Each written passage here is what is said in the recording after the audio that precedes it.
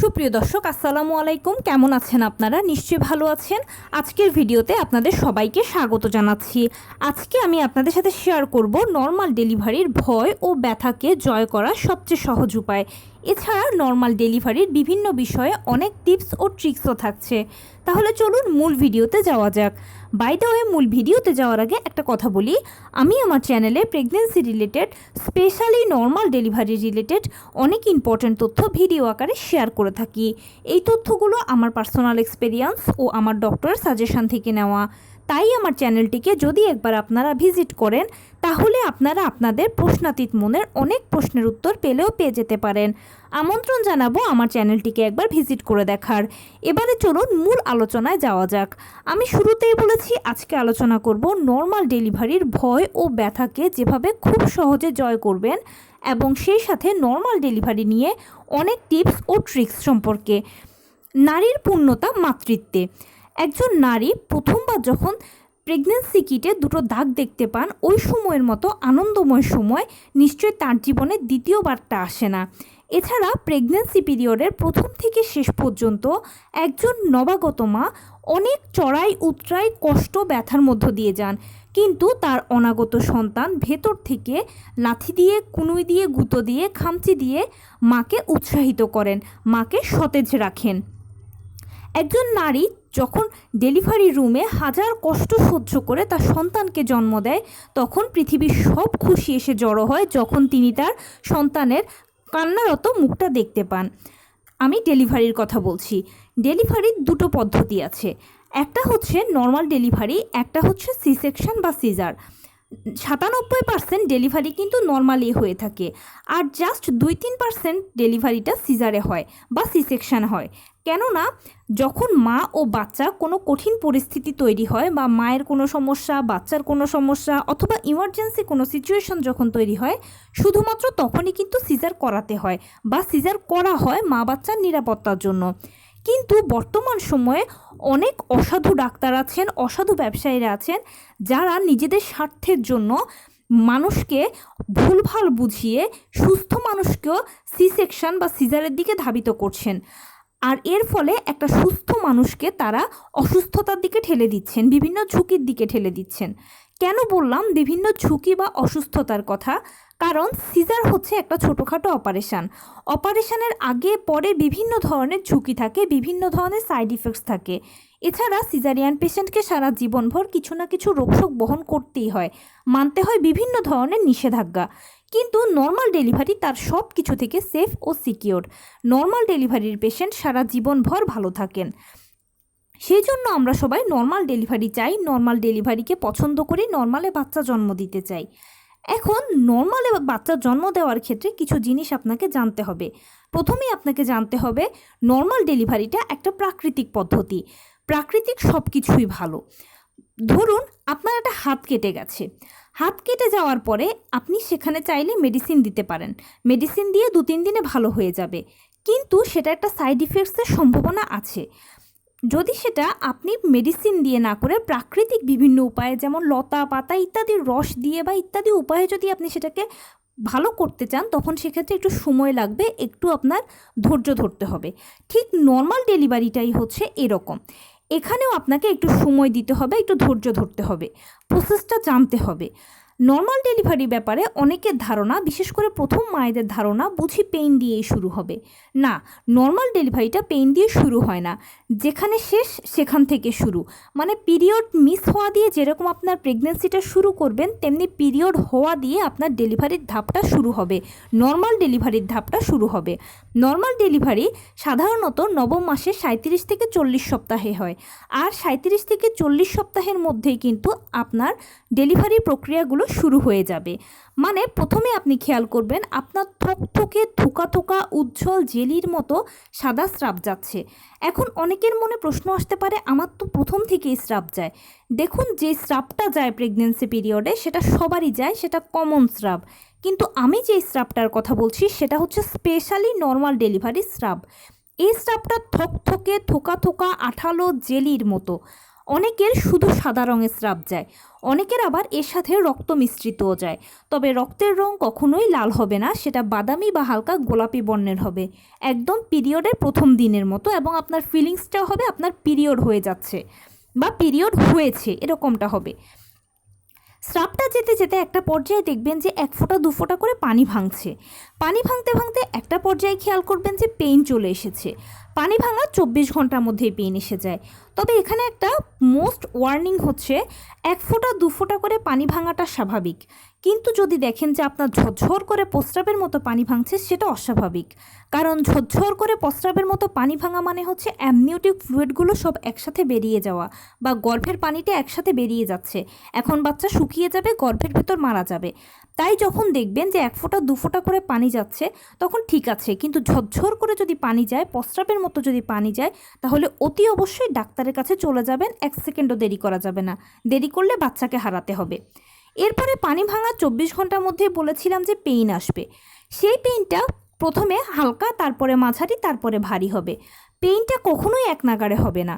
কারো কারো ক্ষেত্রে 10 মিনিট পর পর, কারো কারো ক্ষেত্রে 15 মিনিট পর পর, কারো কারো ক্ষেত্রে আবার আধা ঘন্টা পর পর পেইনটা আসে।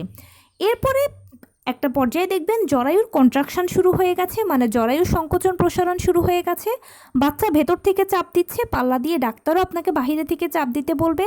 আপনাদের মা বাচ্চার উভয়ের মিলিত চাপে ডেলিভারিটা শেষ হবে, এবং প্লাসেন্টা ডেলিভারির মাধ্যমে আপনি সাকসেসফুলি দীর্ঘ 9 মাসের প্রেগনেন্সি জার্নিটা নর্মাল ডেলিভারিতে শেষ করতে পারলেন। এইটা হচ্ছে পুরো নর্মাল ডেলিভারি প্রসেস। এবং এই প্রসেসটা হতে কিন্তু কারো কারো ক্ষেত্রে 2 দিন বা 1 দিন সময় লাগে, কারো কারো ক্ষেত্রে আবার 3 দিন 4 দিনও সময় লাগে। এটা নির্ভর করে জরায়ু মুখ খোলার ওপরে। কেননা জরায়ু মুখ যার যত দ্রুত খোলে তার ডেলিভারি প্রসেসটাও তত দ্রুত শুরু হয়ে যায়। আর জরায়ু মুখ খুলতে যদি একটু দেরি হয় তাহলে কিন্তু ডেলিভারি প্রসেসটাও হতে একটু সময় লাগে। তবে যত সময় লাগুক না কেন, সর্বোচ্চ 3 দিন কিংবা 4 দিন, 4 দিনও খুব নয়, সর্বোচ্চ 3 দিনের ভেতরে কিন্তু প্রক্রিয়াটা শেষ হয়ে যায়। তাই কষ্ট করে একটু ধৈর্য ধরবেন। ধৈর্য ধরলেই আপনি পরবর্তীতে সুফলটা পাবেন, সারা জীবনভর সুফলটা পাবেন। এখন যারা সেকেন্ড বার থার্ড বার মা হন তারা এইসব বিষয়গুলো জানেন, তাদের ভয়টা কম। কিন্তু যারা প্রথমবার মা হচ্ছেন বা হন, প্রথম সন্তান যাদের, তাদের ভয় বেশি এসব ব্যাপারে। তারা ভাবেন যে পেইন হবে, আমি কি পেইনটা সহ্য করতে পারবো, যৌনাঙ্গ দিয়ে বাচ্চা বের হবে, কি মারাত্মক কথা, সাইড কাটা হবে, ও বাবা আমার কোনো প্রয়োজন নেই, আমি সিজার করাবো, ওটাই আমার জন্য ভালো হবে। ভয় পেলেন, ইনস্ট্যান্ট একটা ডিসিশন নিয়ে নিলেন, সমান সমান ভুল একটা সিদ্ধান্ত নিলেন। কেন? কারণ সিজার হচ্ছে একটা অপারেশন। অপারেশনের সর্বোচ্চ ঝুঁকি থাকে মা বাচ্চা দুজনেরই থাকে। ডাক্তাররা যখন স্তরে স্তরে আপনার চামড়ার থেকে নিচের দিকে কাটবে, অনেক সময় দেখা যায় যে এরকম কাটতে কাটতে বাচ্চার মাথার মধ্যেও কিন্তু ধারালো ছুরির আঁচটা লাগে। আপনি কি এটা চাইবেন? নিশ্চয়ই না। এছাড়া আগে পরে আরও কত ঝুঁকিও তো আছে না বলুন তো? তো এইসব চিন্তাগুলো বাদ দিয়ে সবসময় চেষ্টা করবেন কোনো খারাপ বা কঠিন পরিস্থিতি ছাড়া অবশ্যই নর্মালে বাচ্চা জন্ম দিতে। একটা কথা দেখুন, নর্মাল ডেলিভারিটা যদি এতটা কঠিন হতো, এতটা কষ্টের হতো, এতটা ভয়ের হতো, তাহলে কি মানুষ যুগ যুগ ধরে নর্মালে বাচ্চা জন্ম দিয়ে যেত বলুন? অবশ্যই না। যেহেতু এত কঠিন ব্যাপার, তাহলে মানুষ কেন এই কাজটা করবে? এছাড়া এটা যদি এত কঠিন অবস্থা হতো তাহলে তো আমার আপনার পরে আর কোনো ভাই বোন থাকতো না, প্রত্যেকের ঘরে ঘরে একটি করে সন্তান থাকতো। কারণ এটা এত ভয়াবহ অবস্থা, এটা এত কঠিন অবস্থা, এত মারাত্মক অবস্থা, তাই না? আসলে এটা হচ্ছে একদম সহজ একটা প্রক্রিয়া, সহজ একটা ধাপ। এখন নতুন মায়েরা করেন কি, যে অনেকের থেকে পরামর্শ নেন। পরামর্শ নেওয়াটা খারাপ কিছু না, পরামর্শ আপনি নিতেই পারেন, কিন্তু কার থেকে পরামর্শটা নিচ্ছেন সেটা একটু প্লিজ জেনে বুঝে নেবেন। কেননা কেউ আমাদের মতো অরিজিনাল কথা বলবে, আবার কেউ অতিরঞ্জিত করবে। অতিরঞ্জিত করে এরকম বলবে যে এটা তো পুরো মরার মতো অবস্থা, এটা তো পুরো কিয়ামত অবস্থা, চামড়া টেনে খুলে ফেলার মতো অবস্থা। কিন্তু আসলে ব্যাপারটা এরকম নয়। আপনি যদি একটু ডিপলি চিন্তা করেন তাহলে নিজেই বুঝবেন। যদি এত কিয়ামত অবস্থা হতো তাহলে তো মানুষ নিশ্চয়ই বারবার নর্মালে বাচ্চা জন্ম দিতে চাইতো না, একবারের পরে বারবার চিন্তা করতো না, তাই না? এটা অবশ্যই সহ্য করার মতো, টলারেট করার মতো ভালো, সুন্দর, মিষ্টি বলেই কিন্তু মানুষ নর্মালে বারবার বাচ্চা জন্ম দেয়। এবং একবার নর্মালে বেবি হওয়ার পরে সেকেন্ড টাইম চিন্তা করে, সেকেন্ড টাইমের পরে থার্ড টাইমও মানুষ চিন্তা করে। কারণ এত কঠিন অবস্থা হলে একবার মরার পরে কেউ কিন্তু আর মরতে যেত না। যেহেতু সবাই বারবার এটা চেষ্টা করে বা এভাবেই সন্তান জন্ম দিতে পছন্দ করে, তার মানে এটা খারাপ কোনো পদ্ধতি নয় বা অতি কষ্টেরও কোনো বিষয় নয়। নতুন মায়েদের 3টে বিষয়ে বেসিক্যালি ভয় থাকে, সেটা হচ্ছে প্রথমে পেইন, তারপরে হচ্ছে যৌনাঙ্গ দিয়ে বাচ্চা বের হওয়া এবং সাইড কাটা। পেইনের ব্যাপারে যদি আসি, দেখুন যেহেতু বলেছি এটা একটা প্রাকৃতিক পদ্ধতি, প্রাকৃতিক সব কিছুই কিন্তু ভালো। আর এই পেইনটা যখন হয়, মানে নর্মাল ডেলিভারি পেইনটা যখন হয়, সেটা কিন্তু কখনোই এক নাগাড়ে হয় না, সেটা থেমে থেমে আসে। কারো কারো ক্ষেত্রে 10 মিনিট পরপর, কারো 15 মিনিট পরপর, কারো আধা ঘন্টা পরপর আসে।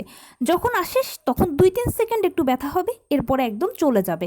আপনি শোয়া, বসা, ওঠা, হাঁটা, হসপিটাল ব্যাগ গোছা, হসপিটালে সবার সাথে পরিচিত হওয়া বা যোগাযোগ করা বা আত্মীয় স্বজনদের থেকে বিদায় নেওয়া, তাদের সাথে আনুষঙ্গিকতা যেগুলো আছে সব কিছু করতে পারবেন, কোনো অসুবিধা নেই। এরপর যখন আবার পেইন আসবে, আবার 2-3 মিনিট একটু কষ্ট হবে। এখন আপনার মনে একটা প্রশ্ন আসতে পারে যে 2-3 মিনিট যে কষ্ট হবে প্রচণ্ড, না সেটাও না। পেইনটা নিয়ে আপনি হাঁটতে পারবেন, চলতে পারবেন, খেতে পারবেন, শুতে পারবেন, ফোনে কথা বলতে পারবেন, সব কিছু করতে পারবেন। এটা খুব মিষ্টি একটা ব্যথা, এটাকে ঠিক ব্যথা বললেও ভুল হবে, এটা হচ্ছে খুব মিষ্টি একটা অনুভূতি। এরপরে আসুন যৌনাঙ্গ দিয়ে বাচ্চা বের হওয়া, সেটারও আপনার বোঝার সুযোগ নেই। কেননা যখন বাচ্চা বের হয় তখন একজন মায়ের অনুভূতি হয় আমার বুঝি মলত্যাগ হয়ে যাচ্ছে, ঠিক সেম এই অনুভূতিটা হবে। আপনি বিশ্বাস করুন, আমার কথাটা মিলিয়ে দেখবেন ডেলিভারি টেবিলে, এরপরে আপনি অবশ্যই আমাকে জানাবেন কমেন্টসে। এরপরে সাইড কাটার ব্যাপারটাতে আসুন, এটা নিয়েও একদম ভয় পাবেন না। দেখুন বাচ্চার মাথাটা হচ্ছে 10 সেন্টিমিটার। এখন আপনার পেলভিসটা যদি 10 সেন্টিমিটারের থেকে একটু বেশি প্রশস্ত হয়, তাহলে তো আর সাইড কাটা লাগলোই না, বাচ্চা অনায়াসে বেরিয়ে চলে আসলো। কিন্তু ধরুন আপনার পেলভিসটা 9 সেন্টিমিটার বা 9.5 সেন্টিমিটার পর্যন্ত প্রসারিত হলো, তখন সেক্ষেত্রে কিন্তু বাচ্চার মাথা যদি খুব টানা হেঁচড়া করে বের করা হয়, তাহলে বাচ্চার ঘাড়ের রগগুলো ছিঁড়ে গিয়ে সে মারা যাওয়ার সম্ভাবনা আছে। আপনি কি এটা চাইবেন? কোনো দিনও না। অথবা অনেক সময় হয় কি যে এবড়ো থেবড়োভাবে মায়ের যৌনাঙ্গ ছিঁড়ে যায়, তখন আপনার পায়খানার রাস্তা, প্রস্রাবের রাস্তা, মাসিকের রাস্তা অনেক সমস্যা হতে পারে। এর থেকে বরঞ্চ অল্প করে যদি একটু সাইডটাকে জাস্ট ছেটে দেওয়া হয়, তখন সেক্ষেত্রে বাচ্চাও সেফ, আপনিও সেফ থাকলেন। আর সাইড কাটার যদি প্রয়োজনও হয়, সেটা নিয়েও চিন্তা করবেন না। ডাক্তাররা এক ধরনের লিকুইড অ্যানেস্থেসিয়া সেখানে ব্যবহার করবে, আপনি বুঝতেই পারবেন না যে আপনার সাইড কাটা হচ্ছে না কি করা হচ্ছে।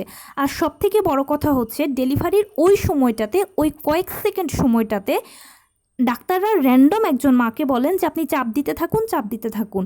মায়ের ধ্যান জ্ঞান সব কিছু থাকে তখন চাপ দিয়ে বাচ্চা বের করার ক্ষেত্রে, কারণ ডাক্তাররা আপনাকে কন্টিনিউয়াসলি বলবে যে মা চাপ দিন, বাচ্চা বেশিক্ষণ ভিতরে থাকলে অক্সিজেনের সংকট হবে, বাচ্চার মারাত্মক ক্ষতি হবে। একজন মা এই কথাটা শোনার পরে তার সর্বোচ্চ শক্তি দিয়ে চাপ দিয়ে বাচ্চাকে বের করতে চায়। তাই ডাক্তাররা কি করছে সেটা আর আসলে একজন মা বুঝতেই পারেন না, ফিলিংসই থাকে না তার। এভাবেই নর্মাল ডেলিভারি শুরু হয়ে শেষ হয়। তাই প্লিজ নর্মাল ডেলিভারিকে সাপোর্ট করুন, ধৈর্য রাখুন, এটা নিয়ে একদম ভয় পাবেন না। মনে রাখবেন আমরা নারী, আমরা সব পারি। নর্মাল ডেলিভারিটা আপনি যে ভয় পাচ্ছেন সেটা আপনার মনের ভয়, একদম সব ভয়গুলোকে ঝেড়ে ফেলুন। আপনি পারবেন, আপনি জিতবেন, আপনার সন্তানের মুখ আপনি দেখবেন। আপনাকে পারতেই হবে, আপনার নিজের ভালোর জন্য, সন্তানের ভালোর জন্য, সারা জীবনভর ভালো থাকার জন্য। তো এই ছিল আজকের ভিডিও, কেমন লাগলো বলুন। যদি ভালো লেগে থাকে ও হেল্পফুল হয়ে থাকে, তাহলে প্লিজ লাইক, কমেন্ট, শেয়ার করতে একদম ভুলবেন না। আর সেই সাথে আমার চ্যানেলটিকে সাবস্ক্রাইব করার বিনীত অনুরোধ রইল। পাশে থাকা বেল আইকনটি ক্লিক করে দেবেন, যেন আমি ভিডিও আপলোড করার সাথে সাথে আপনারা নোটিফিকেশান পেয়ে যান। যদি কোনো প্রশ্ন থাকে কমেন্টসে জানাবেন, আমি রিপ্লাই দেব। প্লাস যদি কোনো পরামর্শ থাকে যে কোন বিষয়ের উপরে ভিডিও বানালে আপনারা উপকৃত হবেন, সেটাও জানাবেন। আমি আপনাদের পছন্দের সর্বোচ্চ প্রায়োরিটি দেব। ভালো থাকবেন, সুস্থ থাকবেন। আসসালামু আলাইকুম।